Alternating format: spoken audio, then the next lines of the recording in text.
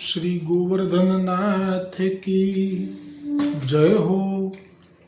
श्री गोकुलनाथ जी विरचित श्री हरिराय जी महाप्रभु जी प्रणीत 252 वैष्णवन की वार्ता में वार्ता क्रमांक 130 मुरारी आचार्य खंभात के जो अधूरो હતો कल यहाँ तक आयो હતો जो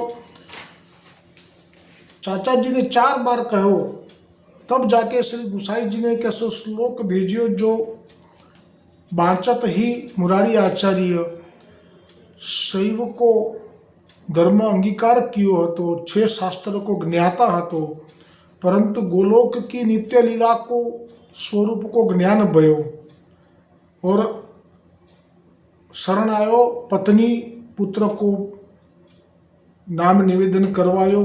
नवनीत प्रिय जी की प्रसादी वस्त्र सेवा के लिए पधराए। पाछे आचार्य संघ के मुखिया सो कहे मुरारी आचार्य संघ के मुखिया सो संघ એટલે જે લોકો ત્યાંથી નીકળ્યા હતા કાશી વિશ્વેશ્વરના દર્શન કરવા એમના મુખિયાને કહેવડાવ્યું कि हम वल्लभी व संप्रदाय सिर धरी आए हैं। पाछे संघ के मुखिया को मुख यह मुरारी दास की बात सुनी के श्याम हो गयो और वाने अपने परिकर सो कहो जो अब मेरे पास न आवन पावे।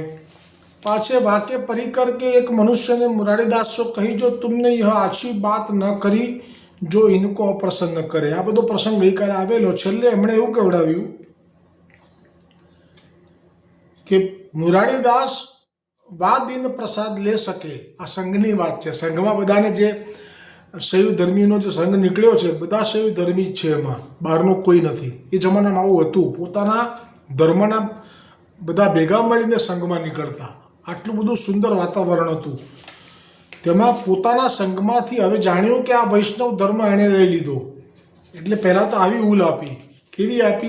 આમાં તો ઉલની પરાકાષ્ઠા આવશે, કેટલી હદ સુધી શબ્દો વાપરશે।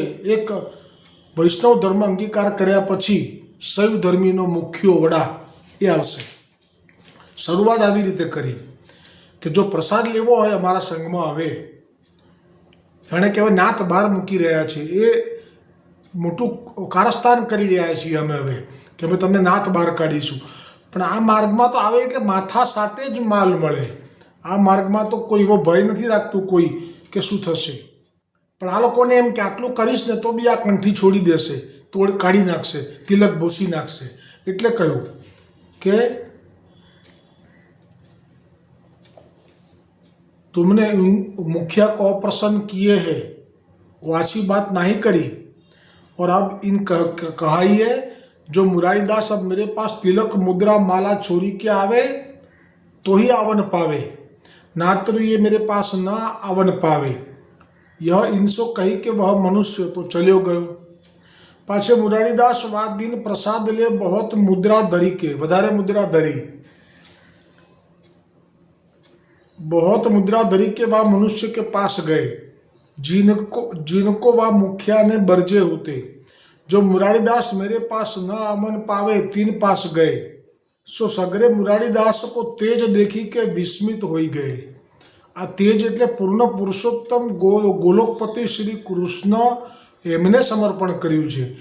એમની ઉપરવટ કરવાનું સામર્થ્ય તમે જુઓ। ભાગવતજીમાં કંસ છે એને એટલા બધા વરદાનો હતા કે બ્રહ્માજી જાણતા હતા કે એને હરાવવાનું સામર્થ્ય દેવતાઓ પાસે નથી વરદાનોને કારણે।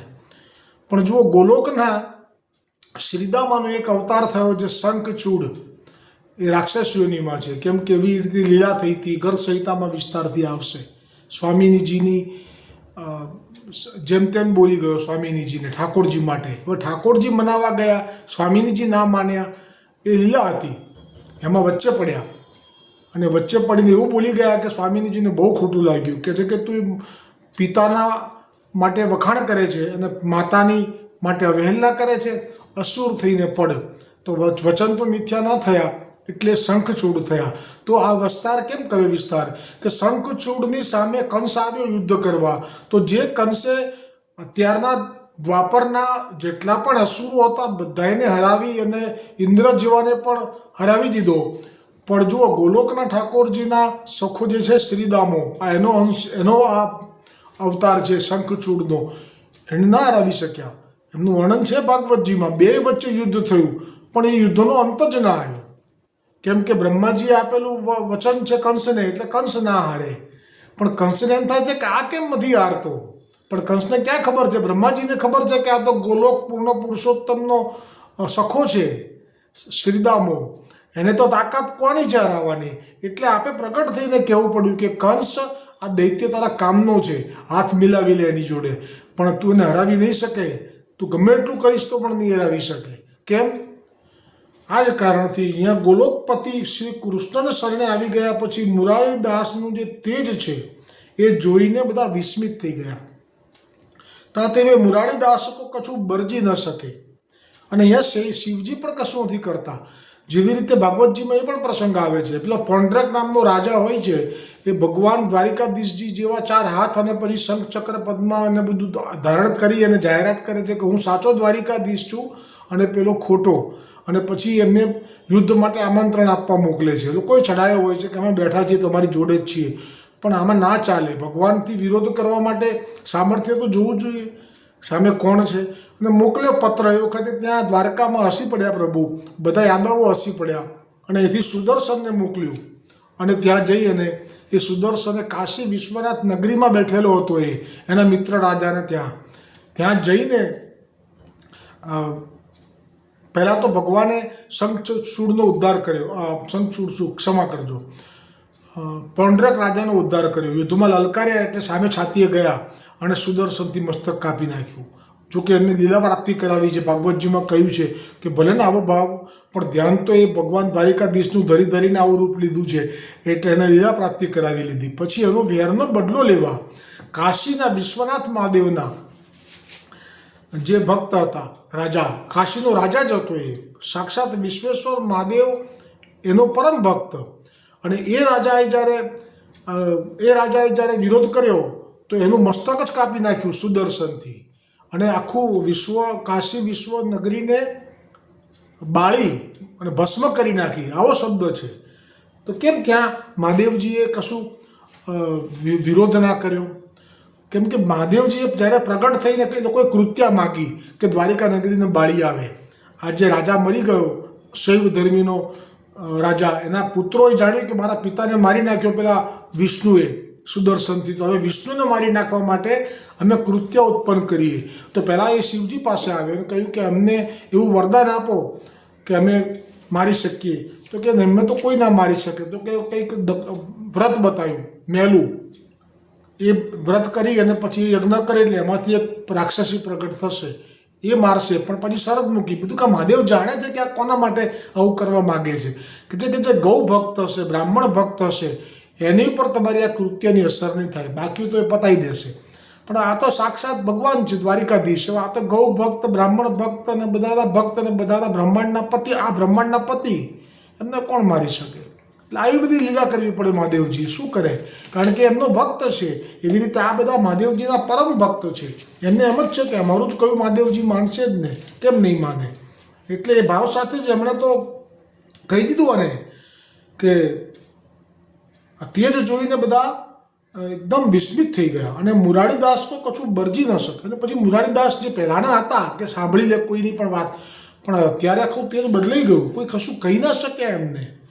શું એ જાય કે મુખ્યા સો આપોસ મેં દો સંભાષણ કર્યો, જબ મુરારીદાસ સો ન જીતેંગે. એ મુખિયા અને આ મુરારીદાસ એકાંતમાં ગયા અને પછી એવું સંભાષણ કર્યું કે પેલા જે મુખિયા હતા એમણે શૈવ ધર્મને છોડવો, એનાથી શું પરિણામ આવશે એની પર જ ભાર મૂક્યો. તો આ કહે છે કે ના, મને તો પૂર્ણ પુરુષોત્તમ મળી ગયા, હવે મને કોઈનો ભય નથી. ત્યારે પછી આ દલીલમાં પણ, કારણ કે આ ગુસાઈજીનું પ્રમેયબળ આવી ગયું એટલે જીતી ના શક્યો પેલો. એટલે એણે કીધું કે મુરારીદાસ ન જીતેંગે. પાછે મુખ્યા કે મન મેં આવી જો યહ માર્ગ તો ઉત્તમ હૈ, તાસો ઇનકો સેવક હોજી. હવે મુખ્યો પણ ફરી ગયો. હવે મુખ્યાનું મન ફર્યું. એ કહે છે કે આ સેવક તો, આ માર્ગ તો ઉત્તમ છે એટલે આમાં સેવક થઈ આ કોને થાય? જે દૈવી હોય એને જ થાય, બાકી તો આ માર્ગ સમજાય નહીં. સો બહુરી શ્રી યમુનાજી મેં સ્નાન કરી વહ શ્રી ગુસાઈજી કો સેવક ભયો. હવે તો એ મુખ્ય પણ આવી ગયો. અરે આ તો કંઈ નથી. હરિદાસ બન્યાની કાનીથી જે માનસી રાજા હતો મેવાડનો, આખું નગર સેવક થયું છે. એટલે નામ સાંભળીને નામધારી. पाछे मुरारीदास और वह मिली श्री नवनीत प्रिया जी के और सब बालकन के दर्शन करी अति प्रसन्न भय. पाछे कछुक दिन मुरारीदास और वह मुखिया श्री गोसाई जी पास रही के नवरत्न आदि ग्रंथ पढ़े. जे आपणे रोज लईए छीए ने बीजो श्लोक ए ग्रंथ. तब वाकी बुद्धि अति उज्ज्वल भई.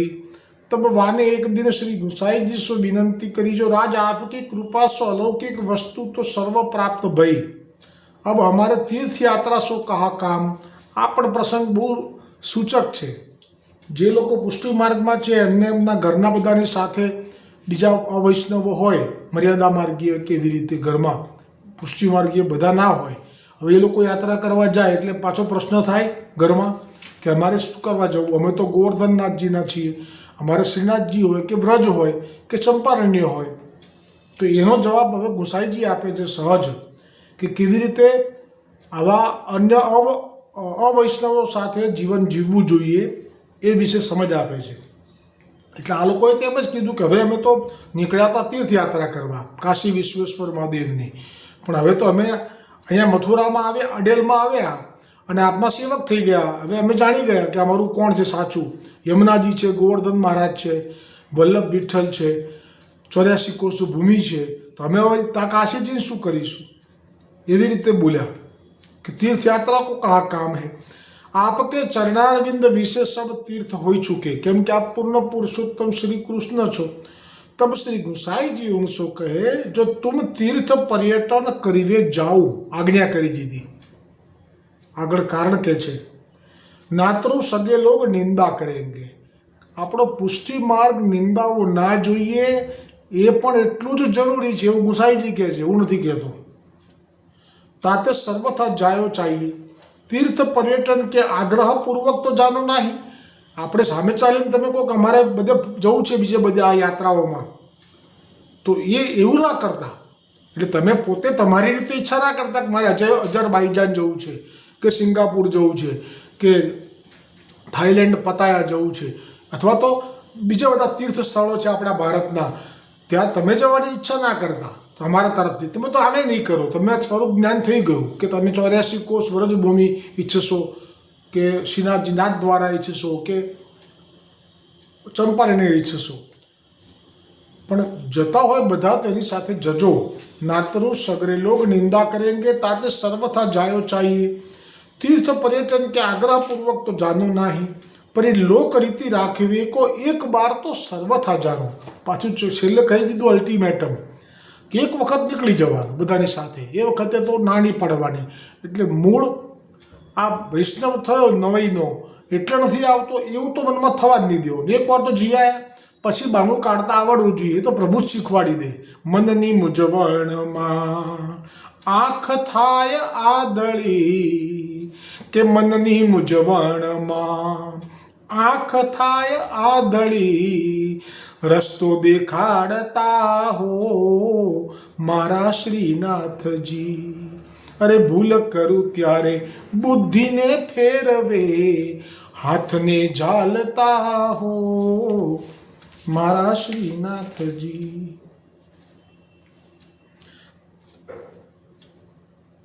भाव प्रकाश. सो याते जो श्री महाप्रभु जी वल्लभाचार्य जी पुष्टि प्रवाह मर्यादा ग्रंथ में लिखे हैं सो श्लोक શા માટે જવું એ ગુસાઈજીએ જે આજ્ઞા કરી કે એક વખત તો જવું. જ્યાં પણ જતા હોય ત્યાં આપણા ઘરના લોકો જેને માનતા હોય, દેવીને માનતા હોય, કોઈ દેવને માનતા હોય, કોઈ શિવને માનતા હોય, કોઈ અયોધ્યાના રામજીને માનતા હોય કે કોઈ જે પણ દેવને માનતા હોય તો એકવાર તો જવું. એનું કારણ તો સાક્ષાત વલ્લભે પુષ્ટિ પ્રવાહ મર્યાદા ગ્રંથમાં કહ્યું છે કે લૌકિકત્વમ વૈદિકત્વમ કાપટ્યાતેષુ નાન્યથા. वैष्णवत्वम ही सहजम तत्रो अन्यत्र विपर्यय यासो पुष्टि जीव को वेद रीति राखवे को तीर्थादि सब करने लो लाइसेंस मिली गયું પણ તમારે જાતે ઈચ્છા નહીં કરવાની, જતા હોય તો પરી ઉનકે ફલ કી ઈચ્છા નહીં રાખવી. ત્યાં જવાનું, તમારી સાથેના જે લોકો હશે તો માગશે, અને માગવાનું તો છે જ આપણા માર્ગમાં. કોણ? આપણા માર્ગમાં નહીં, મર્યાદા માર્ગમાં આવું માગવાનું છે. જ્યાં જાય ત્યાં માગી શકાય ને આપે છે. એટલે તો આટલી ભીડ છે કે આ બધા નિષ્કામ ભક્તો માનો છો તમે, ગોવર્ધન પર્વતની પરિક્રમા કરી રહ્યા છે. એમાંથી 2% એવા છે કે જે નિષ્કામ ભાવથી કરી રહ્યા છે પોતાના હૃદયના. બાકીના 98% એ માગવા જાય છે અને લૂંટાવે છે. કેમ કે આપ કોણ છે? પરમ બ્રહ્મ છે. સમજાય તો વંદન, ના સમજાય તો બમણું વંદન. તા પાછે ગુસાईजी की आज्ञा ते वे तीर्थ यात्रा को आए. पाछे फेरी श्री गुसाईजी पास मथुरा, केम के निकल्या था ज्यांथी ત્યાંથી અહીંયા આવ્યા મથુરા. મથુરાથી હવે જશે પાછા, અરે અડેલ આવ્યા, અડેલથી પાછા ગયા યાત્રા કરવા કાશી વિશ્વનાથની. પછી ત્યાંથી હવે ક્યાં આવ્યા? મથુરા. કેમ કે હવે ગુસાईजी मथुरा बिराजी રહ્યા છે અત્યારે. कछुक दिन गुसाईजी के पास रही श्री भागवत श्री सुबोधिनी जी और सर्व ग्रंथ सुनी, सर्व मार्ग को रहस्य प्रणाली का पूछी के प्रभु सो विदा हुई के खंभात आए. उन पर श्री गुसाई जी ने ऐसी कृपा करी जो उन पूछो सो सर्व उनको समुझायो. હવે જે મેં કહ્યું તે પ્રસંગ આવતીકાલે આવશે કે જે પરાકાષ્ઠા છે શબ્દોની. આમાં તો આણે તેમ જ કીધું હતું ને કે તને કોઈ પ્રસાદ નહીં આપે, તને તારી સાથે કોઈ વાત નહીં કરે, એટલી ધમકી આપી હતી ને. હવે આનાથી બી ઉપર છે પાછો બીજો એક વડો શૈવ ધર્મીનો, એ તો શ્રાપ આપશે. શ્રાપ જેમ ના પાડીને અંબરીશ રાજાના ચરિત્રમાં દુર્વાસાએ કે કોઈ પણ તપોનિષ્ઠ હોય એ બીજા કોઈ પણને શ્રાપ આપી શકે, રાજાને પણ શ્રાપ આપી શકે તો રાજાની ફાટે. કોઈ પણ ઋષિ મુનિ આવે ને એમ કે તમારા રામચંદ્રજી લક્ષ્મણજી મને આપો, વિશ્વામિત્રએ કહ્યું તો દશરથજીની ખબર પડી ગઈ કે ના, હા પાડતા હાથ વડાશે, ના પાડતા નાક વડાશે. આવું તો કર્યું જ છે રાજાઓ પાસે ઋષિ મુનિઓએ, પણ એ કલ્યાણ માટે કર્યું છે. જ્યારે જ્યારે પણ કર્યું છે ત્યારે પણ કર્યું છે. ત્યાં ભય છે, પણ અહીંયા કોઈ ભય નથી. અંબરીશ રાજાએ કીધું કે તમે કોઈ ભક્તની પાસે તમારી તપની ઉપયોગ કરવા ગયા તો ચાહે શૈવ ધર્મીનો તપસ્વી હશે કે વિષ્ણુ ભગવાનનો તપસ્વી ભક્ત હશે, બ્રાહ્મણ હશે તપસ્વી, પણ ત્યાં જો પ્રયોગ કરે તમારા શ્રાપનો અવળો પડશે. એટલે તો અવળો પડે. દુર્વાસા મુનિએ બતાવી દીધું જો મારી પર જ આવ્યું સુદર્શન. અત્યારે આ લીલા કરી પણ આના માટે કરી. તો અહીંયા પણ આ જે છે, આજે આવતીકાલે જે આવશે એ એટલો બધો પ્રખર તપસ્વી છે કે એ તો એવા શ્રાપો આપશે કે તું મરતી વખતે કોઈ પાણી પાનાર નહીં હોય, તારું નખો જ જાય, છેલ્લામાં છેલ્લી કક્ષાના શબ્દો એ ઉચ્ચારશે. પણ એ પ્રસંગ પણ આપણા વૈષ્ણવો માટે એક મનોબળ અને આપણા પુષ્ટિ માર્ગનો એક ગૌરવ વધે એવું છે કે ગમે તેવા શ્રાપ આપનારો કોઈ બી ના હોય, કોઈ દિવસ ભય ના રાખતા. કારણ કે પૂર્ણ પુરુષોત્તમ ગોવર્ધનનાથજીને સમર્પણ કર્યું છે તો કોઈ દેવી દેવતાનું આટલું પણ ચાલતું નથી. દ્રઢ ઇન ચરણના કેરો ભરોસો, દ્રઢ ઇન ચરણના કેરો શ્રી વલ્લભાના કા ચંદ્ર છટા બીના સબ જગમાં જો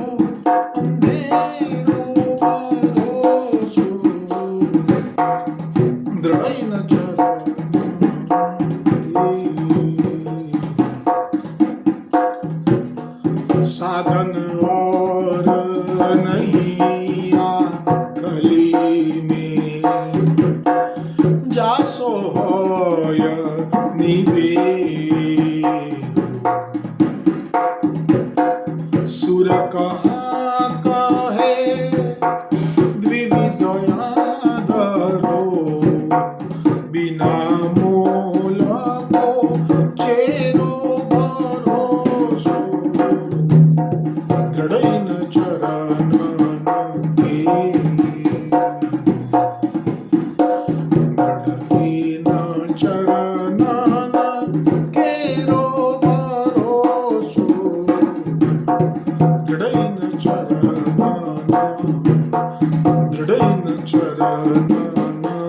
दृढ़ न चरण के। श्री गोवर्धन नाथ की जय, श्री वल्लभाधीश की जय, श्री गोसाई जी परम दयाल की जय, श्याम सुंदर श्री यमुने महारानी जी की जय, वल्लभ कुल परिवार की जय, अपने अपने गुरुदेव की जय, गोपाल लाल प्यारे की जय।